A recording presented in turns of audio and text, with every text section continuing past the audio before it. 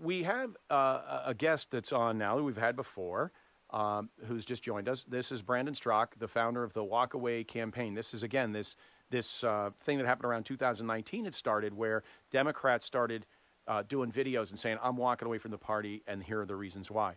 Brandon, welcome back to the Conservative Voice on WWDB in Philadelphia. Hi, how are you guys? Oh, we're doing great. Glad that you could join us this afternoon. And, yes. You know, you've been busy. I mean, we've been tracking. All right, we've been tracking you, you know.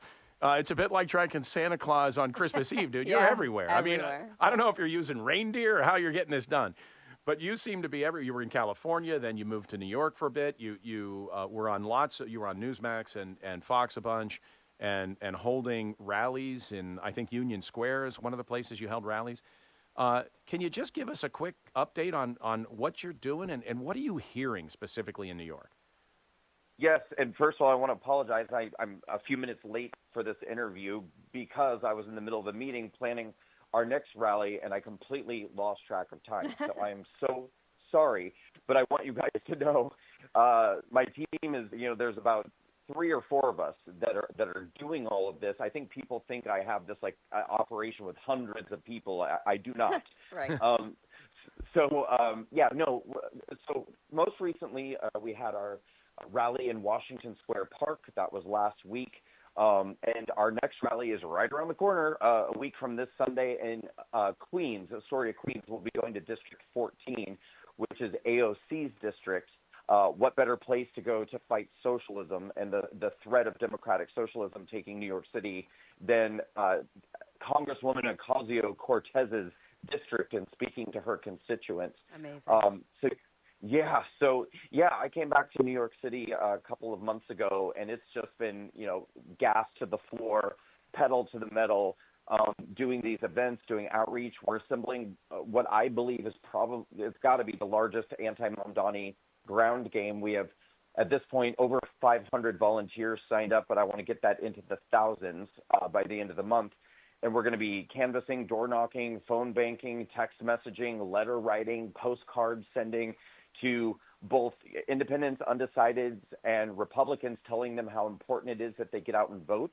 But we're also going to be contacting Democrats, moderate Democrats, soft Democrats, and letting them know, look, if you don't want to leave the party, that's great, no problem. But we hope we can agree that socialism is a bridge too far for all of us, and maybe we can unite on this front and come together and stop Mamdani. Now, Brandon, are you working on your own on this, or are you working with the New York GOP there? Should I laugh now or later? Is this a comedy show or is this a serious program? We're changing formats. We're going comedy this time. I'm just checking. Got it. Okay. Clearly, this is not a serious interview. No, nobody's helping me. Are you kidding? No, of course not. No, and we've reached out many times. And I want people to understand too.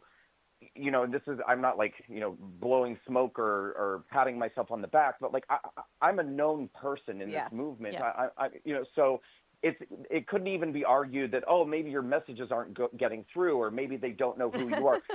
I have direct, I'm texting these people direct. I have their phone numbers. So they know what I'm doing and they know what we're up to, and they're just not interested in getting involved.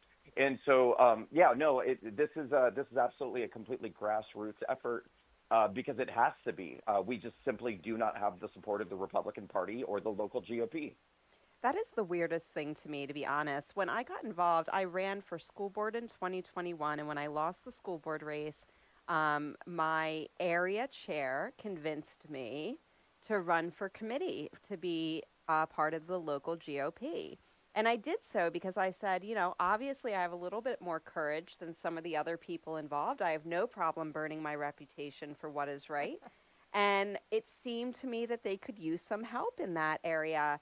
And I was wrong. I was so wrong. They didn't want my help. They wanted status quo. They wanted business as usual. And, they've hated me ever since. Many of the people I heard complaining about me this week were involved with the party. So clearly, there's a disconnect between the grassroots and the party, even for those of us who kind of straddle both sides and have hats in both arenas. We're all dealing with this huge battle with the GOP in each of our respective states, and I don't understand why. I really don't. Well, I think go ahead, Brandon. I apologize. I was going to say I actually appreciate and love that you just said a second ago that you're hated by or felt hated by some of these people. Oh, No, because I have felt this way for over 7 years since I've been doing Walkaway, and it's what fascinates me is that on the one hand they seem to not want to get involved. They don't want to do anything, but then they simultaneously hate the people who do. Right. So and the way that I perceive it is that they don't actually want to, put in the effort. They don't want to put in the time or the energy, but they're resentful and I think jealous of people who are out there actually crushing it and making a difference. And it's like, yeah, but you're not even trying. Like, I could understand resentment and jealousy if you were trying, right, and I was doing better, but you're not even trying. So why are you mad at me? Well, there's another factor here, which is what is the grassroots? Well, the grassroots are people who got activated on one issue or another, but they got activated on an issue, not because they wanted to make money in the party or accumulate power or be invited to special parties. They got activated because something, either it was school related or it was election related or it was just, the endless wars, something got them off the couch. So in the grassroots, what you have are voters who are ideological.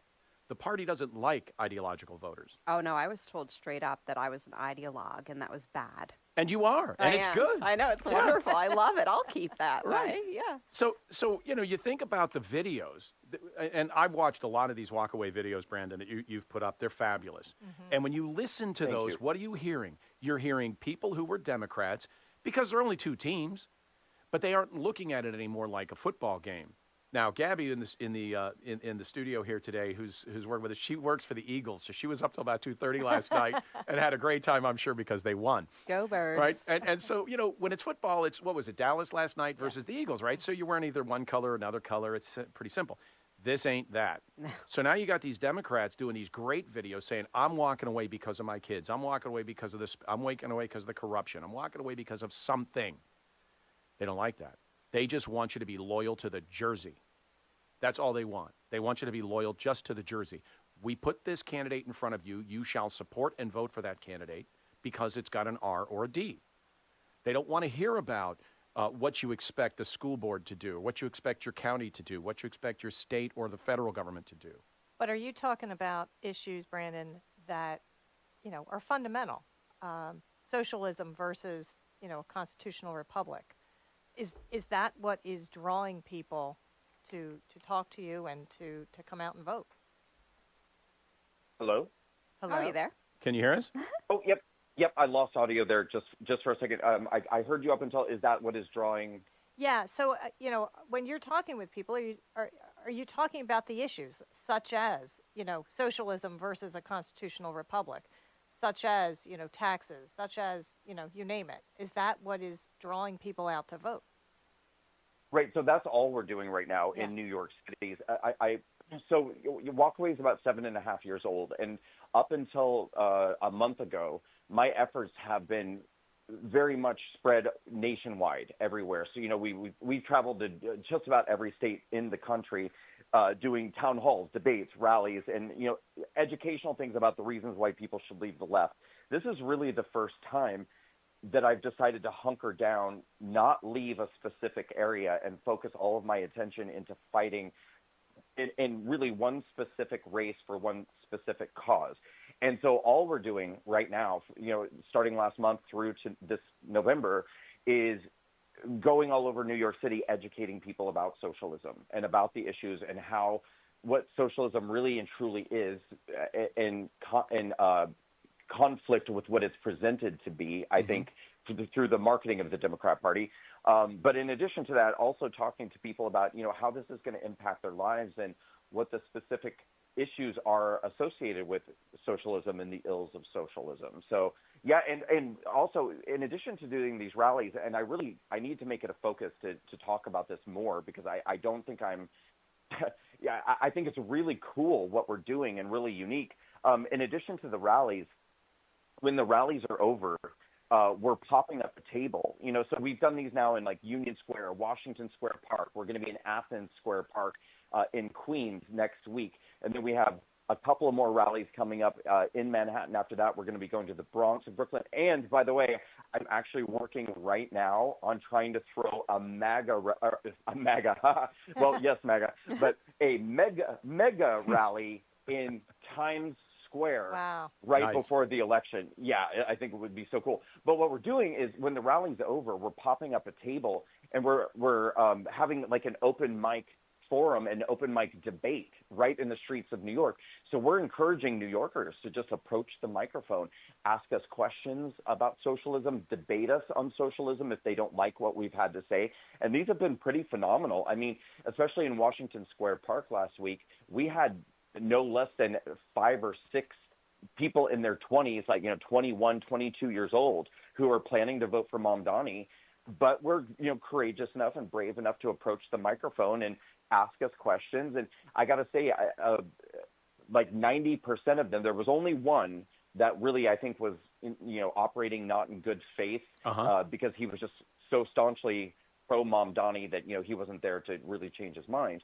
But the other ones, by the time that they were done, they really thanked us and said, okay, I have a lot to think about and I learned a lot. Thank you. I didn't know that.